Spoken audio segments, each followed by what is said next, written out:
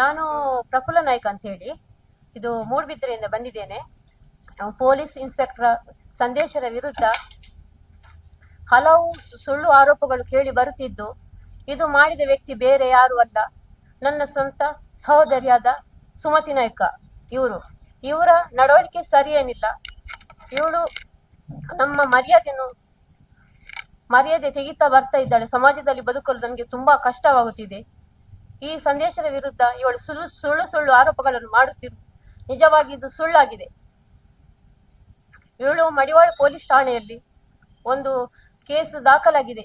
ವೇಶ್ಯಾವಾಟಿಕೆ ದಂಧೆಯಲ್ಲಿ ಇವಳು ಸಿಕ್ಕಾಕೊಂಡಿದ್ದಾಳೆ. ದಾಖಲೆ ಕೂಡ ನನ್ನಲ್ಲಿ ಇದೆ. ಅಲ್ಲಲ್ಲಿ ತುಂಬಾ ಕಡೆಯಲ್ಲಿ ಇವಳ ಕೇಸ್ ಇದೆ.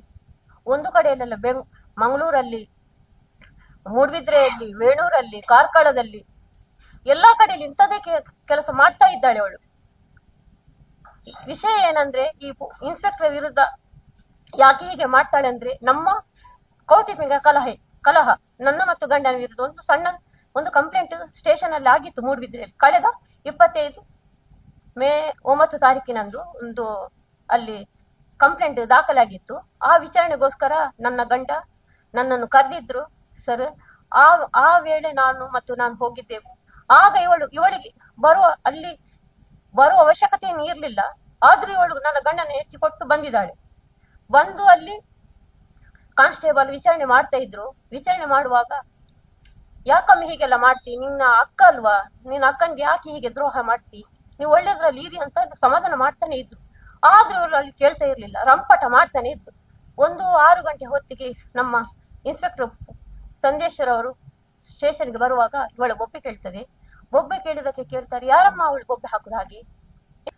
ಅಷ್ಟಾಗುವಾಗ ಅವಳ ಮಗ ವಿಡಿಯೋ ಒಂದು ಮಾಡಿದ. ವಿಡಿಯೋ ಮಾಡುವಾಗ ಸರ್ ಏನಂದ್ರು, ಅವನ ಕೈಯಿಂದ ಸ್ಟೇಷನ್ ಅಲ್ಲಿ ವಿಡಿಯೋ ಮಾಡೋ ಅವಶ್ಯಕತೆ ಇಲ್ಲ, ಅದು ಮೊಬೈಲ್ ತಕೊಳ್ಳಿ ಅಂತ ಹೇಳಿ ಪೊಲೀಸ್ನವ್ರಿಗೆ ಹೇಳಿದ್ರು. ಪೊಲೀಸ್ನವರು ಮೊಬೈಲ್ ತಗೊಳ್ಳಿಕ್ಕೆ ಹೋಗುವಾಗ ಎಂತಾಯ್ತು, ಇವಳು ಚಪ್ಪಲಿಯಿಂದ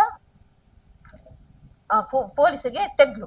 ಚಪ್ಪಲಿ ತೆಗೆಯುವಾಗ ಅವಳ ಮಗ ಎಂತ ಮಾಡಿದ, ನಾನ್ ಹೇಳಿದ ಅವಾಗ, ಸರ್ ಅವಳು ವೇಶ್ಯಾವಾಟಿಕೆ ದಂಧೆ, ಅವಳು ಸರಿ ಇಲ್ಲ ಸರ್, ಎಲ್ಲರಿಗೆ ಹೊಡೆಯುದು ಒಂದೇ ಕೆಲಸ ಇವಳದು. ಆದ್ರೆ ಸರ್ ದಯವಿಟ್ಟು ಸರ್ ಅವಳಿಗೆ ಏನಾದ್ರೂ ಮಾಡಿ ಸರ್ ಅಂತ ನಾನು ಹೇಳುವಾಗ, ಅವಳ ಮಗ ಬಂದು ನನ್ಗೆ ಹೊಡಿಲಿಕ್ಕೆ ಬಂದ.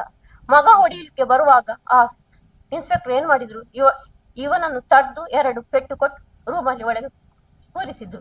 ಅದೇ ಗ್ರೆಜ್ಜಿನ ನನ್ನ ಮಗನಿಗೆ ಹೊಡೆಂಬ ಗ್ರೆಜ್ಜಿನಿಂದ ಅವಳು 1 ವರ್ಷದಿಂದ ಆ ಇನ್ಸ್ಪೆಕ್ಟರ್ಗೆ ಇಲ್ಲ ಸಲ್ಲದ ಆರೋಪಗಳನ್ನು ಮಾಡಿಕೊಂಡು 1 ವರ್ಷದಿಂದ ಅವರನ್ನು ಅಧಿಕಾರದಿಂದ ಕೆಳಗೆ ಇಳಿಸ್ಬೇಕಂತ ಹಠದಿಂದ ಅವಳು ಹೀಗೆಲ್ಲ ಮಾಡ್ತಿದ್ಳು.